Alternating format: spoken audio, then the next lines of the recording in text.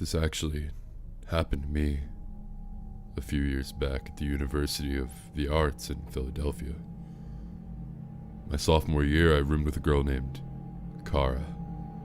She was a jazz vocalist, but her main interest was opera, of course.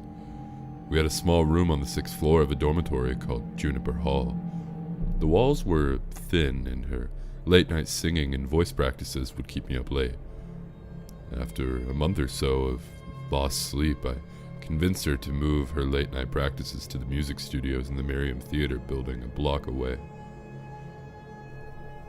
Around 8 one evening, Kara announced that she would be practicing late for an upcoming recital and probably wouldn't be home until around midnight. Great, I thought.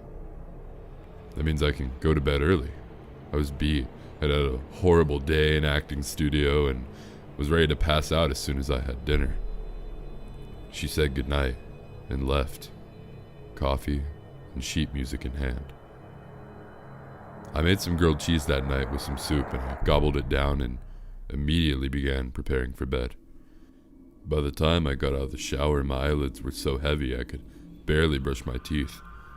I pulled on my PJs and crawled into the top bunk of our bunk bed. I was out as soon as my head hit the pillow. I should probably take a second to describe the layout of our apartment, right? Well, when entering the apartment, the bedroom was just through a door immediately to the left.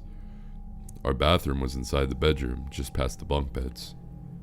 UArts is nice in the sense that you don't have to share bathrooms, right? Anyway, I woke up to the sound of the apartment door closing. I opened my eyes and groggily checked my phone. Midnight on the dot. I rolled back over and closed my eyes. I heard Kara enter the room and stop in front of the bunk bed, checking to see if I'm actually asleep. At least, that's what I thought at the time. She flopped down on the bed below me, which was strange, as she was a stickler for brushing her teeth and washing up before bed. Then again, exams were just around the corner, and we were all exhausted. The mattress below me creaked. And then it was silent. I couldn't even hear her breathing. I started to drift off again. I was just on the edge of deep sleep when I was startled awake again by a noise. It was a key in the lock, and the door opening, and Kara entering our apartment humming an opera tune. And yet, the mattress below me creaked.